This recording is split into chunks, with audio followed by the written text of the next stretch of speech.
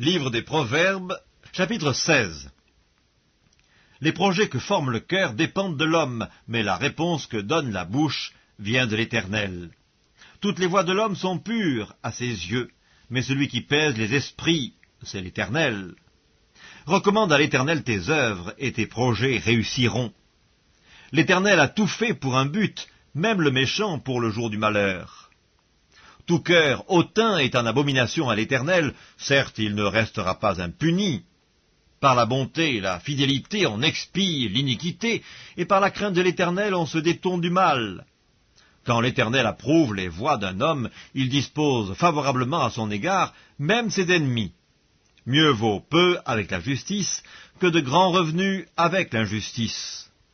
Le cœur de l'homme médite sa voie, mais c'est l'Éternel qui dirige ses pas.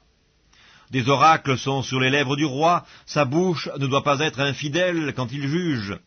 Le poids et la balance juste sont à l'Éternel, tous les poids du sac sont son ouvrage. Les rois ont horreur de faire le mal, car c'est par la justice que le trône s'affermit. Les lèvres justes gagnent la faveur des rois, et ils aiment celui qui parle avec droiture. La fureur du roi est un messager de mort, et un homme sage doit l'apaiser. La sérénité du visage du roi donne la vie, et sa faveur est comme une pluie de printemps. Combien acquérir la sagesse vaut mieux que l'or, combien acquérir l'intelligence est préférable à l'argent. Le chemin des hommes droits, c'est d'éviter le mal. Celui qui garde son âme veille sur sa voie.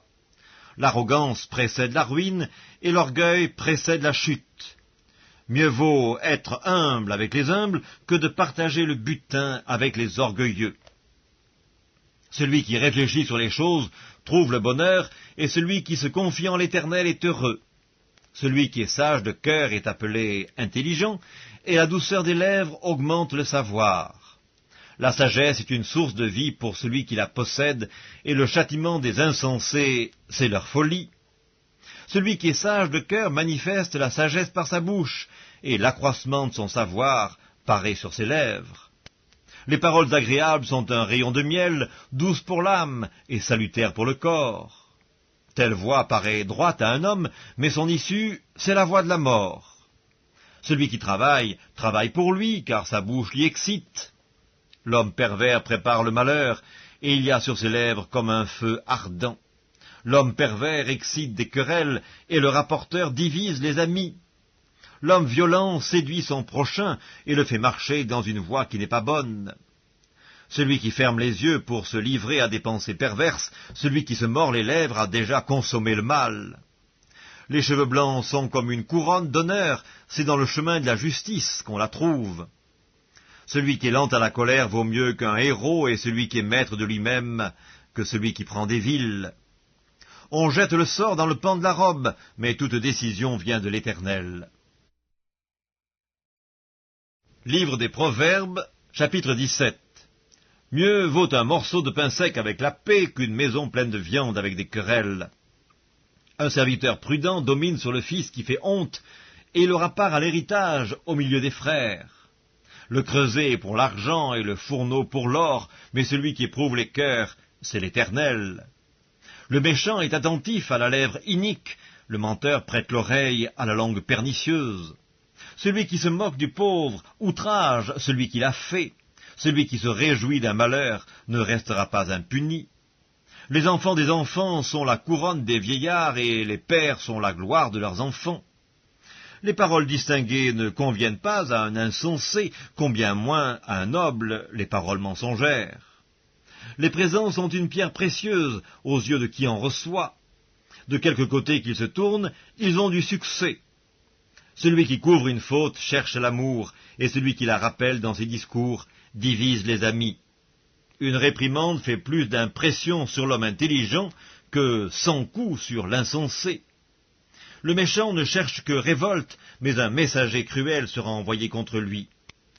Rencontre une ours privée de ses petits, plutôt qu'un insensé pendant sa folie. De celui qui rend le mal pour le bien, le mal ne quittera point la maison. Commencer une querelle, c'est ouvrir une digue. Avant que la dispute s'anime, retire-toi. Celui qui absout le coupable et celui qui condamne le juste sont tous deux en abomination à l'Éternel. À quoi sert l'argent dans la main de l'insensé? À acheter la sagesse, mais il n'a point de sens. L'ami aime en tout temps, et dans le malheur il se montre un frère. L'homme dépourvu de sens prend des engagements, il cautionne son prochain. Celui qui aime les querelles aime le péché, celui qui élève sa porte cherche la ruine. Un cœur faux ne trouve pas le bonheur, et celui dont la langue est perverse tombe dans le malheur. Celui qui donne naissance à un insensé aura du chagrin, le père d'un fou ne peut pas se réjouir. Un cœur joyeux est un bon remède, mais un esprit abattu dessèche les eaux. Le méchant accepte en secret des présents pour pervertir les voies de la justice. La sagesse est en face de l'homme intelligent, mais les yeux de l'insensé sont à l'extrémité de la terre. Un fils insensé fait le chagrin de son père et l'amertume de celle qu'il a enfantée. Il n'est pas bon de condamner le juste à une amende, ni de frapper les nobles à cause de leur droiture. Celui qui retient ses paroles connaît la science, et celui qui a l'esprit calme est un homme intelligent. L'insensé même, quand il se tait, passe pour sage. Celui qui ferme ses lèvres est un homme intelligent. Livre des Proverbes, chapitre 18. Celui qui se tient à l'écart cherche ce qui lui plaît, il s'irrite contre tout ce qui est sage. Ce n'est pas à l'intelligence que l'insensé prend plaisir, c'est à la manifestation de ses pensées. Quand vient le méchant, vient aussi le mépris, et avec la honte vient l'opprobre. Les paroles de la bouche d'un homme sont des eaux profondes, la source de la sagesse est un torrent qui jaillit. Il n'est pas bon d'avoir égard à la personne du méchant pour faire tort au juste dans le jugement. Les lèvres de l'insensé se mêlent aux querelles, et sa bouche provoque les coups. La bouche de l'insensé cause sa ruine, et ses lèvres sont un piège pour son âme. Les paroles du rapporteur sont comme des friandises, elles descendent jusqu'au fond des entrailles. Celui qui se relâche dans son travail est le frère de celui qui détruit. Le nom de l'Éternel est une tour forte, le juste s'y réfugie et se trouve en sûreté. La fortune est pour le riche une ville forte, dans son imagination c'est une haute muraille. Avant la ruine, le cœur de l'homme s'élève, mais l'humilité précède la gloire. Celui qui répond avant d'avoir écouté fait un acte de folie et s'attire la confusion. L'esprit de l'homme le soutient dans la maladie, mais l'esprit abattu, qui le relèvera? Un cœur intelligent acquiert la science, et l'oreille des sages cherche la science. Les présents d'un homme lui élargissent la voie et lui donnent accès auprès des grands. Le premier qui parle dans sa cause paraît juste, vient sa partie adverse et on l'examine. Le sort fait cesser les contestations et décide entre les puissants. Des frères sont plus intraitables qu'une ville forte, et leurs querelles sont comme les verrous d'un palais. C'est du fruit de sa bouche que l'homme rassasie son corps, c'est du produit de ses lèvres qu'il se rassasie. La mort et la vie sont au pouvoir de la langue, quiconque l'aime en mangera les fruits. Celui qui trouve une femme trouve le bonheur, c'est une grâce qu'il obtient de l'Éternel. Le pauvre parle en suppliant, et le riche répond avec dureté. Celui qui a beaucoup d'amis les a pour son malheur, mais il est tel ami plus attaché qu'un frère.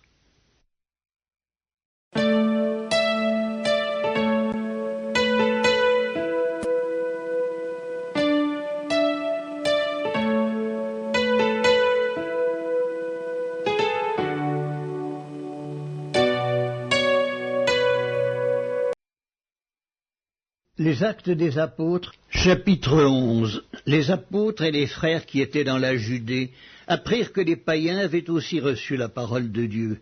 Et lorsque Pierre fut monté à Jérusalem, les fidèles circoncis lui adressèrent des reproches en disant « Tu es entré chez les incirconcis et tu as mangé avec eux. » Pierre dit « J'étais dans la ville de Joppé et pendant que je priais, je tombai en extase et j'eus une vision. » Un objet semblable à une grande nappe attachée par les quatre coins descendait du ciel et vint jusqu'à moi.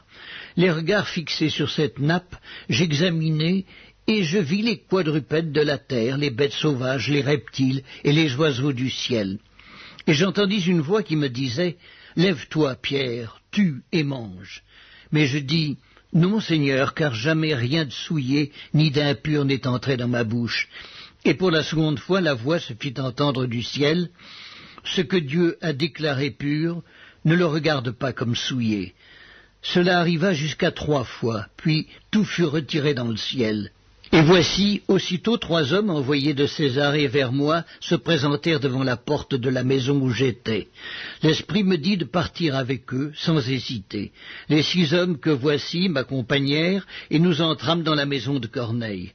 Cet homme nous raconta comment il avait vu dans sa maison l'ange se présentant à lui et disant « Envoie Joppé et fais venir Simon, surnommé Pierre, qui te dira des choses par lesquelles tu seras sauvé, toi et toute ta maison. » Lorsque je me fus mis à parler, le Saint-Esprit descendit sur eux comme sur nous au commencement.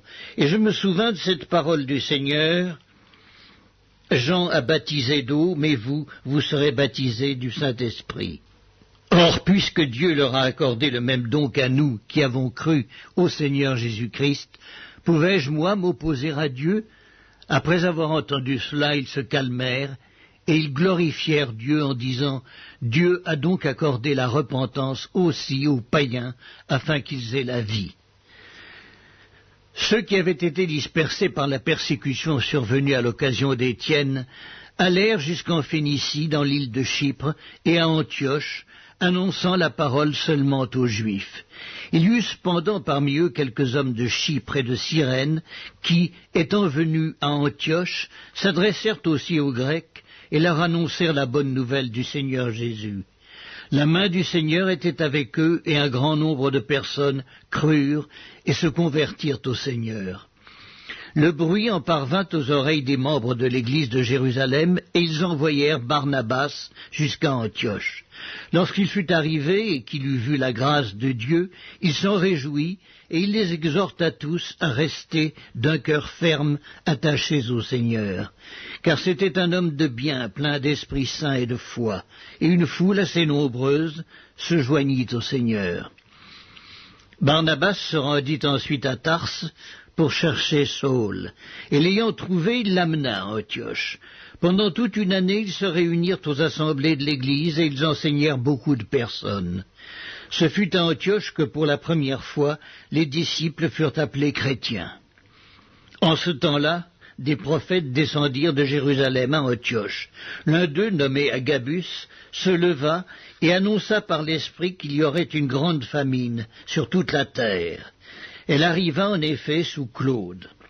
Les disciples résolurent d'envoyer chacun, selon ses moyens, un secours aux frères qui habitaient la Judée. Ils le firent parvenir aux anciens par les mains de Barnabas et de Saul.